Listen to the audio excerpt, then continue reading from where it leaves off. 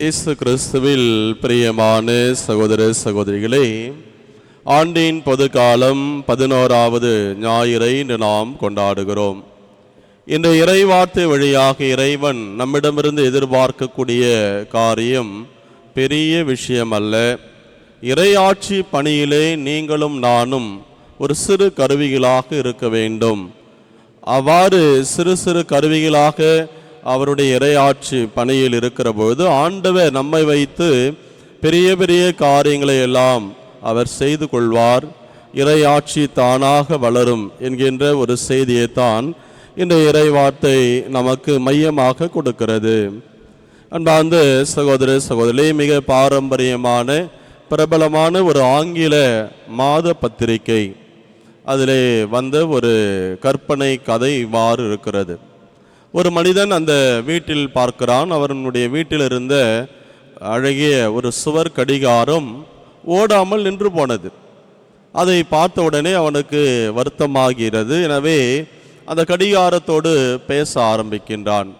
கடிகாரமே, ஏன் திடீரென்று நின்று விட்டாய்?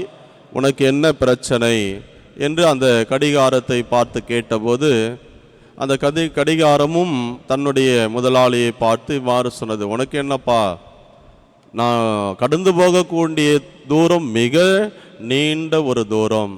அப்படியா, ஒன்றும் சொல்கிறது புரியல, தெளிவாக சொல்லு என்று அந்த முதலாளி மீண்டும் கேட்கிறான்.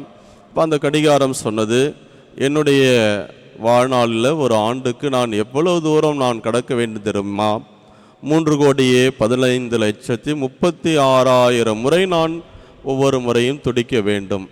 இது எவ்வளவு தூரம் பார்த்தாலே வியப்பாகவும் மலைப்பாகவும் இருக்கிறது.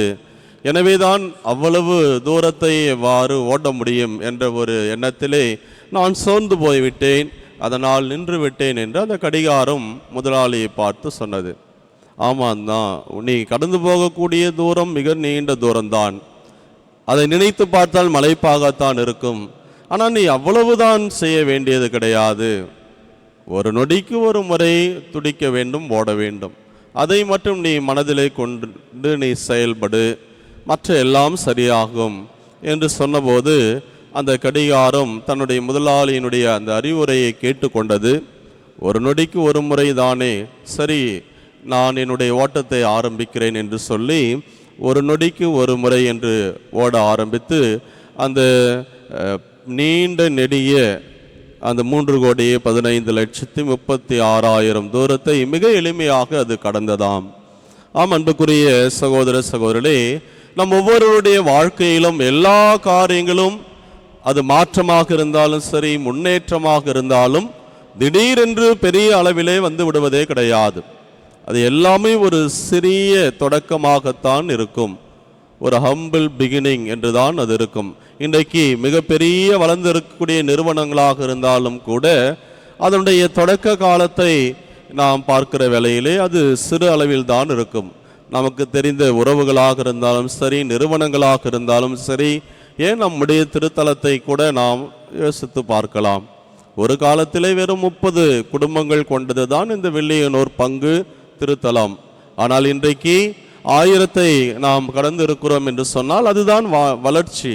எனவே ஒவ்வொரு பெரிய மாற்றம், முன்னேற்றம் என்பது உடனடியாக பெரிய அளவில் வந்து விடுவதே கிடையாது. சிறுதுளி பெருவெள்ளம் என்பது போல சிறுக சிறுகத்தான் அது வளரும்.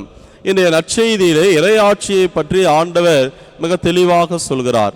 இறையாட்சி என்பது கடுகு விதையை போன்றது. விதைகளிலெல்லாம் மிக சிறிய அந்த கடுகு விதை பெரிய ஆலமரமாக வளர்ந்து வானத்து பறவைகளெல்லாம் அதிலே வந்து தங்கக்கூடிய அளவுக்கு பெரிய மரமாகும், நிழலாகும் என்று ஆண்டவர் இயேசு சொல்கிறார். எனவே அந்த இறையாட்சி பணியை நீங்களும் நானும் செய்கிற வேளையிலே நான் இவ்வளவு தூரம் நான் செய்தாக வேண்டுமா? இன்றைக்கு நம்முடைய மறை மாவட்டத்தினுடைய வரலாறு 365 ஆண்டுகளை கடந்த ஒரு வரலாறு. அன்றைக்கு தொடங்கப்பட்ட MEP அருட்தந்தையர்களால் நமக்கு கொடுக்கப்பட்ட அந்த விசுவாசம் இவ்வளவு நீண்ட நெடிய ஒரு பயணத்தை அது எடுத்திருக்கிறது என்று சொன்னால் எவ்வளவு ஒரு பெரிய உயர் மறை மாவட்டமாக வளர்ந்து இன்றைக்கு நம்மிடமிருந்து பல மறை மாவட்டங்கள் பிரிந்திருக்கிறது என்று சொன்னால் நாம் கடந்து வந்த அந்த பாதை எவ்வளவு நீண்ட நெடிய பாதை என்பதை நாம் உணர முடிகிறது. ஆனால் தொடக்கத்தில் எடுத்து பார்க்கிற போது அது ஒரு சிறு விதையாகத்தான் இருக்கும். எனவே இறையாட்சி பணி என்பது ஒரே நாளிலே பெரிய அளவு வருவது கிடையாது. ஆண்டவர் சொல்வது அந்த கடுகு விதையை போன்றுதான். எனவே இந்த கடுகு விதையை போல இருக்கக்கூடிய அந்த இறையாட்சி பணியை நீங்கள் வளர்த்தெடுக்க வேண்டும். இறை மக்களாகிய நீங்கள் அதிலே ஒரு கருவிகளாக இருக்க வேண்டும். ஆனால் இதிலே யார் செயல்படுவது என்று பார்க்கிற போது நீங்களும் நானும் என்று மார்தட்டி கொள்வதற்கான முகாந்திரமே கிடையாது. இறையாட்சி பணியை யார் செய்கிறார் என்று சொன்னால் கடவுள் செய்கிறார்.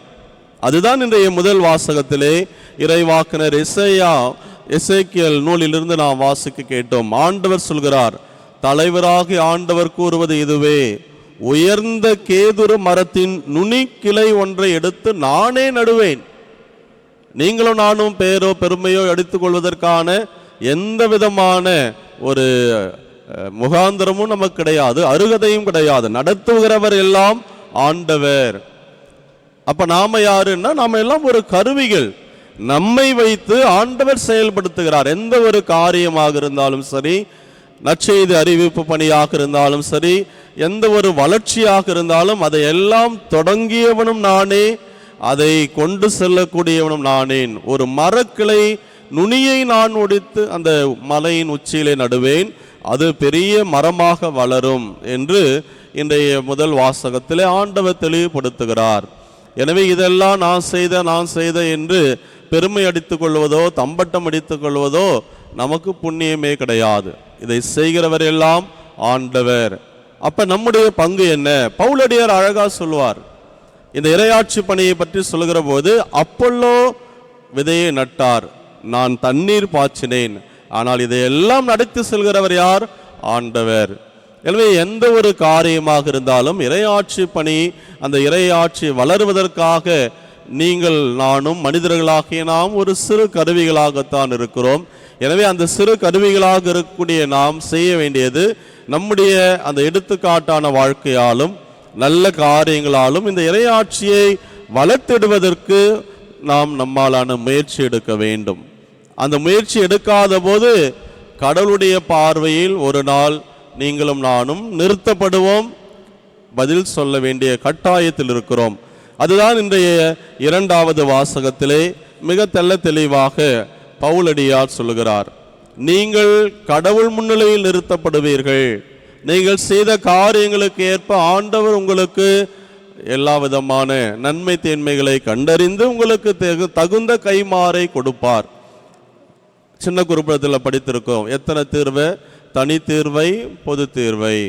தனி தீர்வை எப்பொழுது நடக்கும், பொது தீர்வை எப்பொழுது நடக்கும், எல்லாம் நாம் அறிந்த ஒன்றுதான். அவரவருடைய இறப்புக்கு பிற்பாடு ஆண்டவர் முன் நிறுத்தப்பட்டு அவனவன் செய்த நல்ல காரியங்கள் கெட்ட காரியங்களுக்கு ஏற்ப நல்லவர்களை ஆண்டவர் ஆசீர்வதித்து மோட்சத்துக்கும் கெட்டவர்களை நரகத்துக்கும் அனுப்புவார் என்ற அந்த தனி தீர்வை, பொது தீர்வை. எனவே கடவுள் முன்னால் நாம் முன்றாக நின்றாக வேண்டும். அப்போது நாம் உடலோடு வாழ்ந்தபோது நாம் செய்த நன்மை தீமைக்கு கைமாறு பெற்றுக்கொள்ளுமாறு ஒவ்வொருவருடைய செயல்களும் வெளிப்படும். எனவே அன்பார்ந்த சகோதர சகோதரிகளே, கிறிஸ்தவர்களாகிய நாம் என்னுடைய கடமை என்ன, என்னுடைய பொறுப்பு என்ன என்பதை உணர்ந்து கொண்டு என்னுடைய விசுவாச வாழ்க்கையை கடவுள் முன்னால் நான் வாழ்ந்து காட்டி இந்த இறையாட்சி பணியை வளர்த்தெடுப்பதற்கு நான் ஒரு சிறு கருவியாக இருந்திருக்கிறேனா என்பதுதான் சிந்திக்க வேண்டிய ஒன்றாக இருக்கிறது. அருட்தந்தையர்கள், அருட்சகோதரிகள், உங்களுடைய பணிதான் இறையாட்சி பணி. எனவே எங்களுக்கு எந்த விதமான அதிலே பங்கேற்பும் இல்லை என்று நம்மால் தட்டி கழிக்கவே முடியாது. கடவுள் முன்னால் நாம் நிறுத்தப்பட்டு கடவுள் முன்னால் நாம் பதில் சொல்லப்பட வேண்டிய ஒரு நிர்பந்தத்தில் இருக்கிறோம் என்ற ஒரு செய்தியை நாம் உள்வாங்கிக் கொள்ள வேண்டும். எனவே இந்த இறையாட்சி பணி நம்முடைய வாழ்க்கையால் நடத்தப்படக்கூடிய அந்த பணியை நாம் அழைப்பாக நினைத்து அதை ஒரு நாளும் செய்யாமல் இருந்து விடக்கூடாது. முதலிலே சொன்ன அந்த கதையிலே அந்த சுவர்கடிகாரம் ஓட வேண்டிய நீண்ட பயணத்தை பார்த்து மலைத்து போய் நின்றது போல பல நேரத்தில் இதெல்லாம் எனக்கு தேவையா, எனக்கு முன்னால் இருக்கக்கூடிய வேலைகள் எவ்வளவு, அல்லது எனக்கு என்னுடைய குடும்பம், என்னுடைய உறவுகள், நான் செய்ய வேண்டிய ஆற்ற வேண்டிய காரியங்கள் என்ன என்ன என்று நாம் நீண்ட நெடிய பட்டியலை இட்டு கொண்டு நம்முடைய இறையாட்சி பணியை நாம் ஒரு கருவிகளாக இருக்கிறோம் என்பதை உணர்ந்துவிட்டு இதையெல்லாம் காரணம் காட்டிக் கொண்டிருந்தோம் என்று சொன்னால் கடவுள் முன்னிலையில் நாம் தண்டிக்கப்படுவோம். இரண்டாம் வாசகம் நமக்கு சொல்லக்கூடிய செய்தி. எனவே அன்பார்ந்த சகோதர சகோதரிகளே, சிறு சிறு கருவிகளாக இந்த இறையாட்சி பணியை எல்லா இடங்களுக்கும் கொண்டு செல்லக்கூடிய கடமை பொறுப்பை உணர்ந்தவர்களாக நம்முடைய எடுத்துக்காட்டால் வாழ்வாள் ஆண்டவர் எல்லாவற்றையும் செயல்படுத்துவார் என்ற அந்த நம்பிக்கையோடு தொடர்ந்து நம்முடைய இந்த விசுவாச ஓட்டத்தை நாம் ஓடுவோம். அதன் வழியாக கடுகு விதையைப் போல இருந்த இந்த இறையாட்சி பணியை பெரிய ஆலமரமாக மாற்றுவதில் என்னுடைய பங்கும் உண்டு என்ற அந்த நம்பிக்கையிலே தொடர்ந்து செயலாற்றுவோம். அதற்கு தேவையான வரத்திற்காக மன்றாடுவோம். இறைவனே நம்ம நிறைவாக ஆசிர்வதிப்பாராக. ஆமேன்.